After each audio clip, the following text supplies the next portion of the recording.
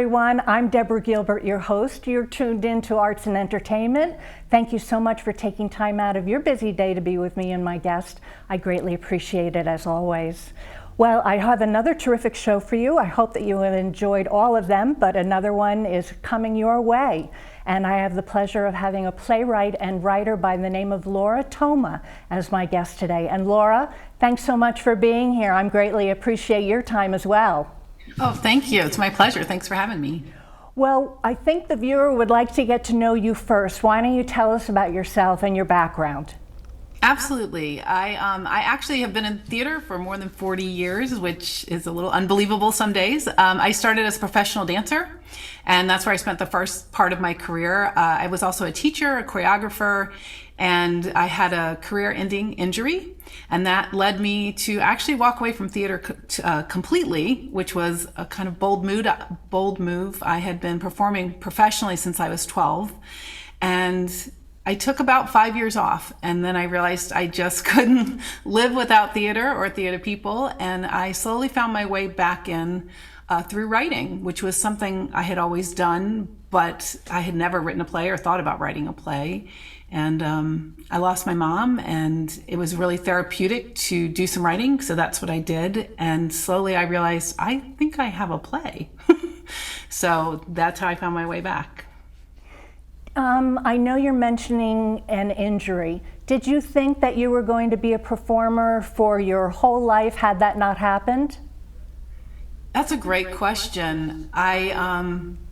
I think probably, yes. I mean, I had gotten into choreography and I was beginning to direct a little bit, so I was interested in that side of it a little bit more than just performing, because for a dancer, you know, there comes a time when it gets more and more challenging physically for us.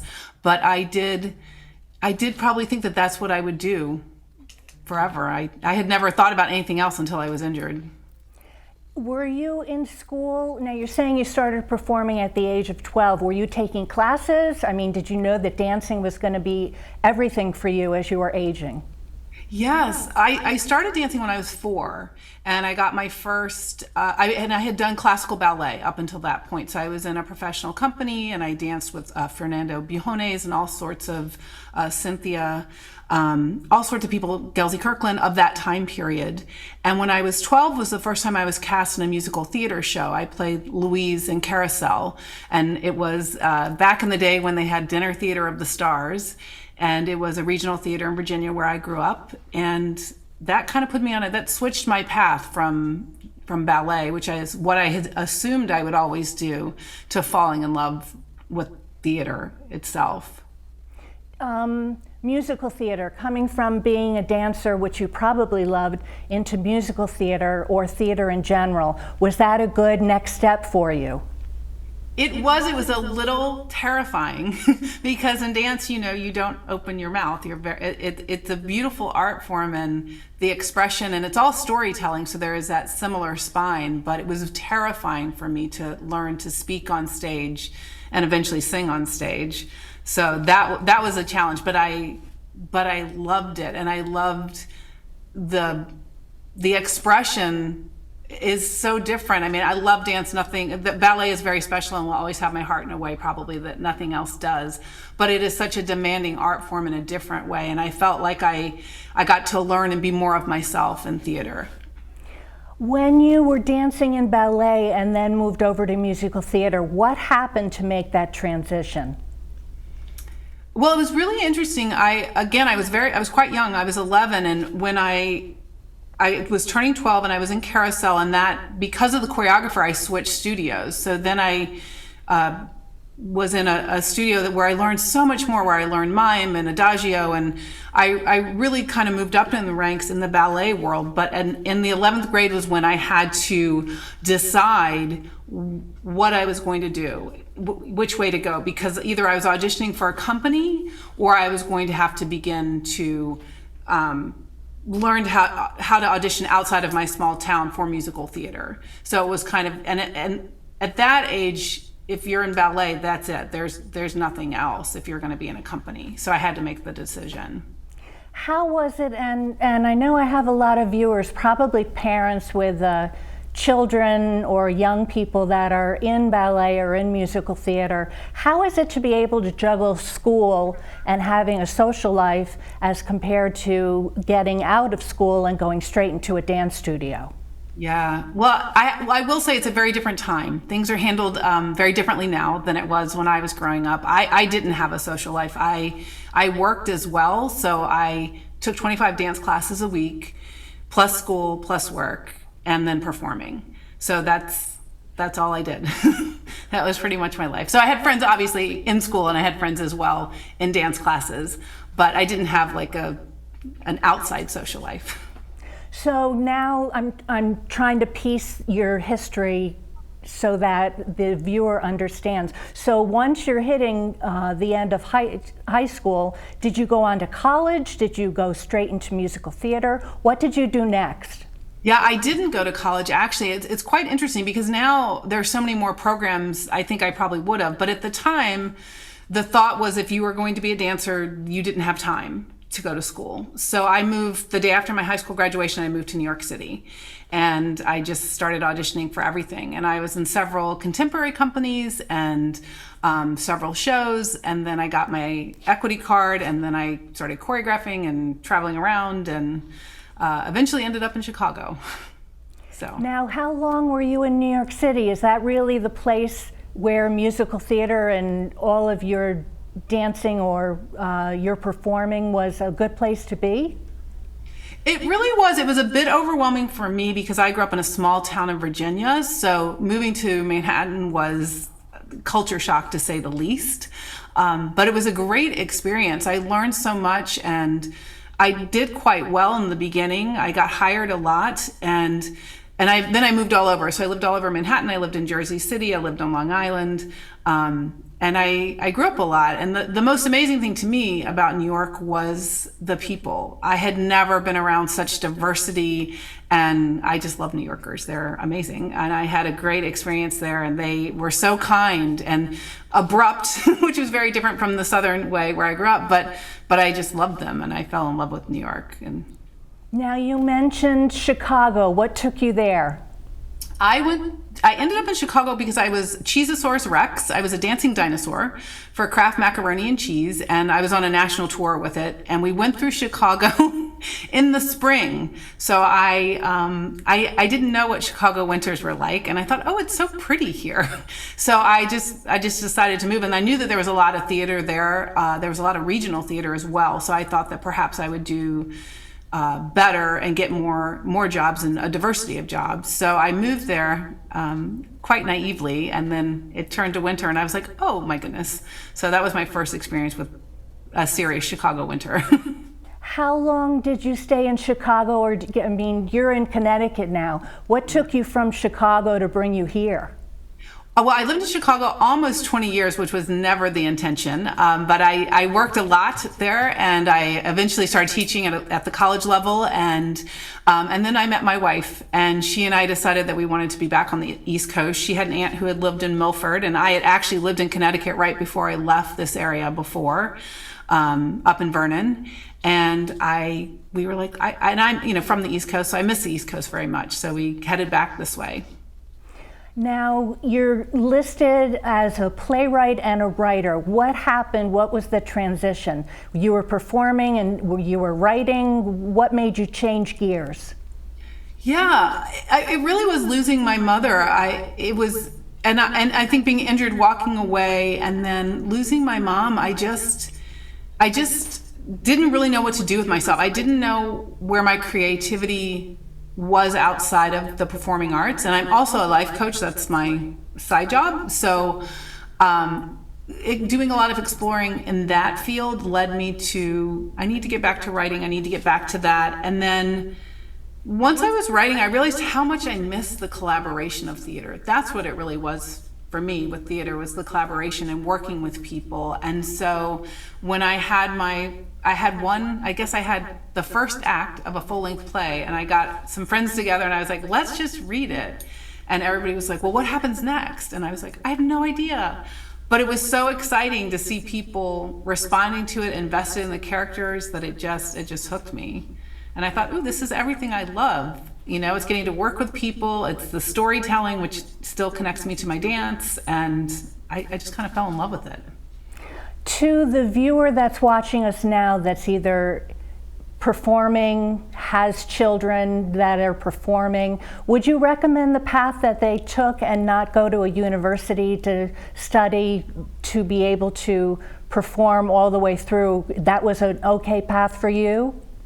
It was an okay path for me. I think, again, it's a very different time, and there's so many wonderful theater programs now, and I think for me, it would have been very beneficial to have that support, because it was like jumping off a high dive from going from my small town to New York. So, I mean, I think everybody has to find their own path, but I definitely think there are amazing theater programs. And again, I had been raised in classical ballet, and for that, it's very unlikely that someone will go to school and then get into a classical ballet company. Just age-wise, it's very rare. So, but in theater, I would definitely think going to school would be a much more, I think you would make contacts and you would have so much support and get so many tools that I probably didn't have.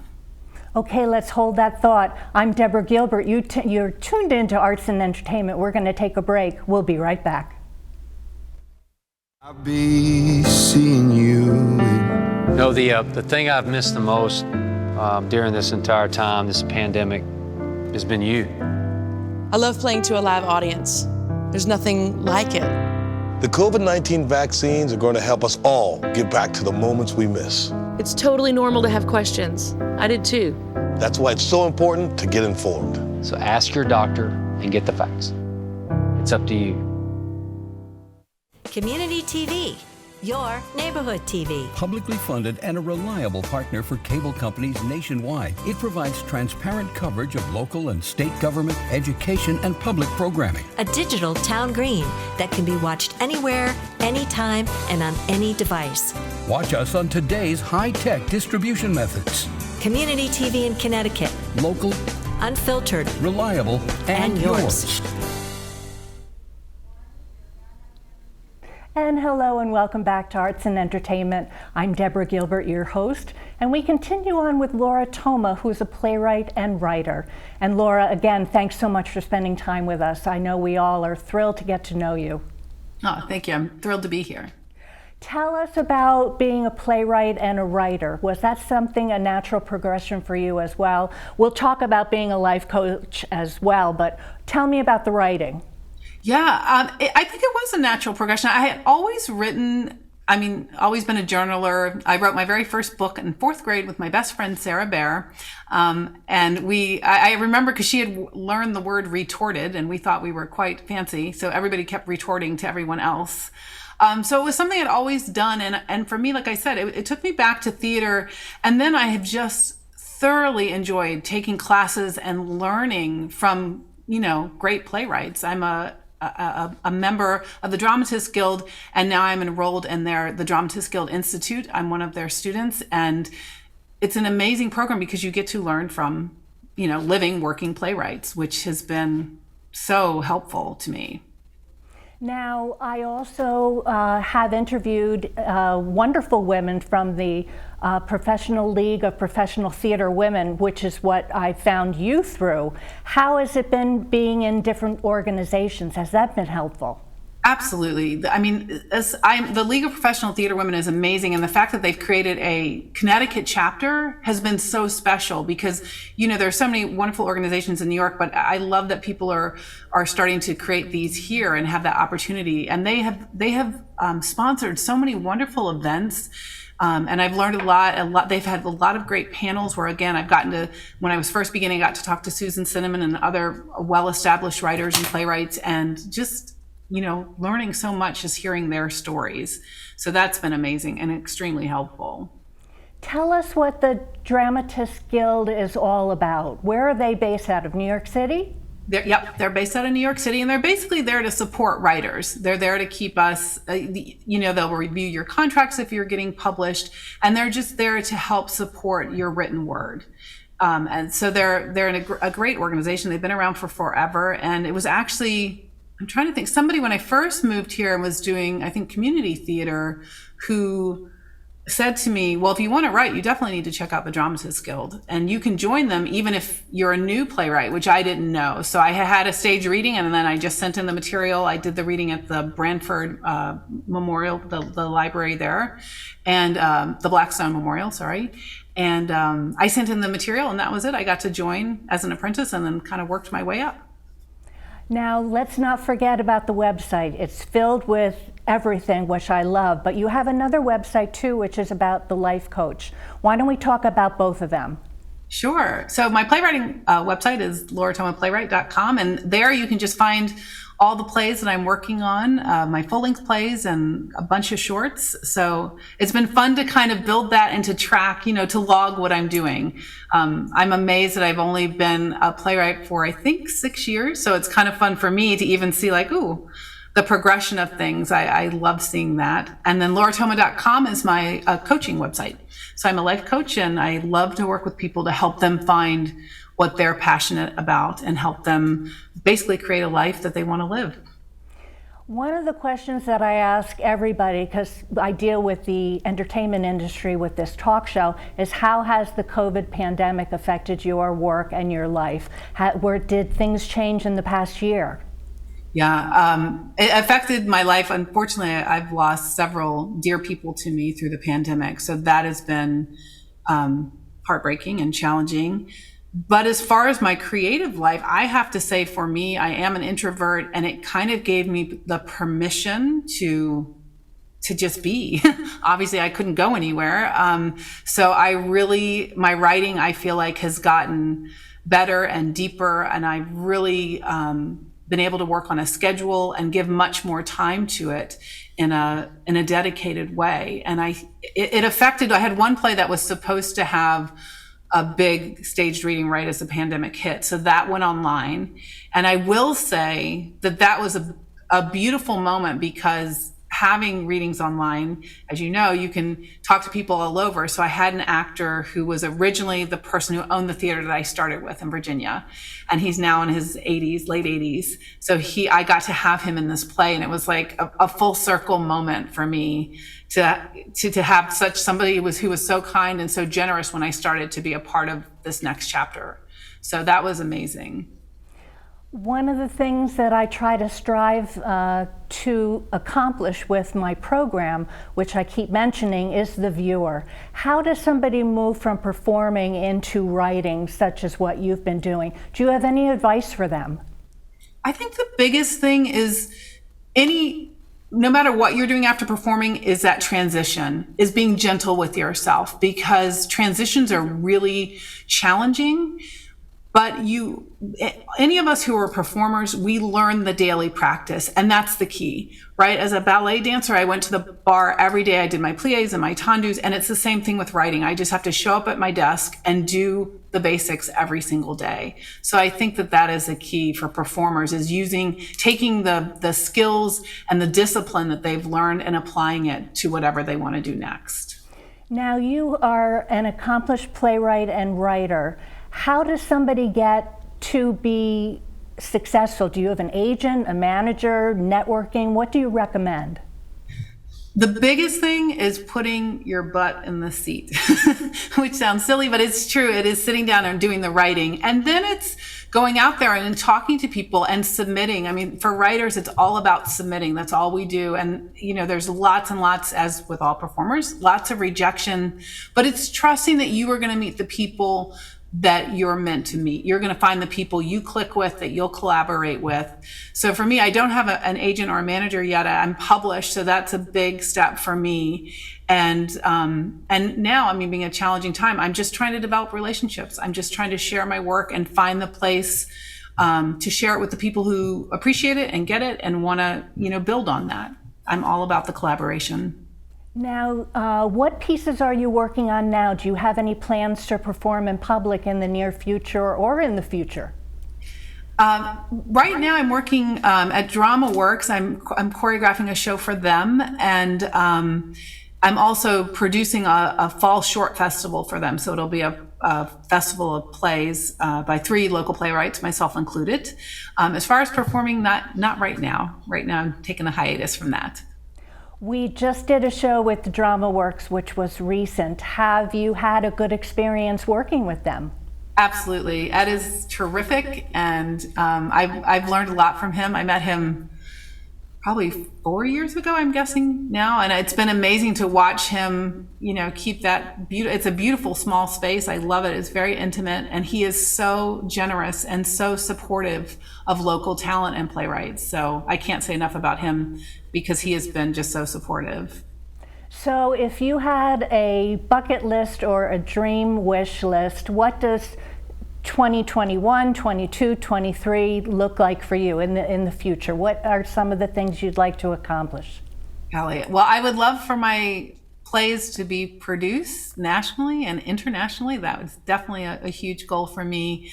And I would love to get out there in the regions and work with people, collaborate. I mean, that's my biggest goal, is to get to be in person with people, working on things and, sharing stories.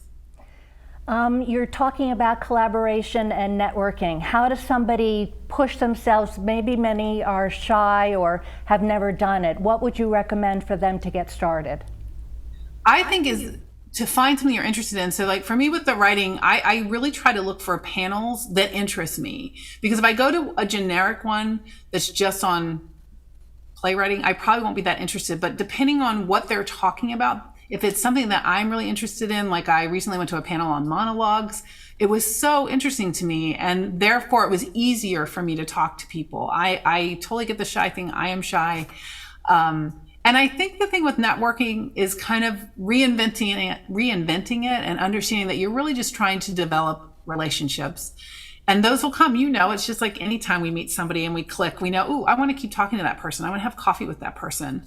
So, I think like it's just taking it slow and really choosing things you're interested in, because then you're going to be more excited to talk about it. Well, we have the playwright and the writer and the website on one hand, and then we have the life coach on the other hand. How do you juggle both? What brought on being a life coach? Yes. Well, being a life coach was kind of my transition. When I was injured, I really had a challenging time.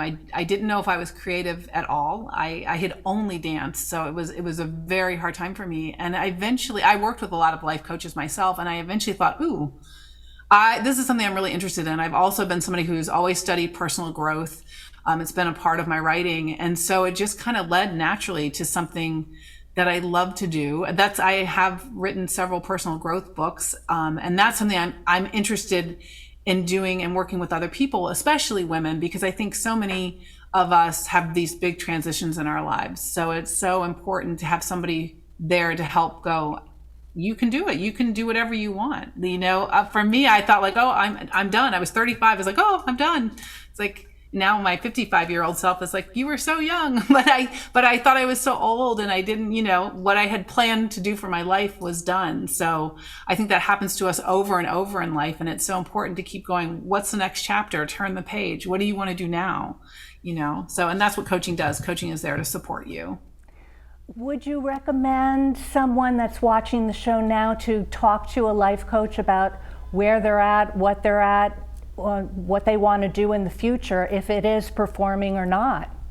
Absolutely. I mean, for me, one of the biggest things I think coaching helps do is it gives you that space, and it does help you clarify, because when you're talking to somebody else, and I'm a very visual person, so I tend to do boards, write on whiteboards and stuff for people so they can see. It's like, where are you? Where do you want to go? And just having that time that is about you to think about those things, because so many of us are so busy. We're doing so many things for other people, and we don't take that time to focus on us. And just having a coaching session can give you that space to begin to ask the questions.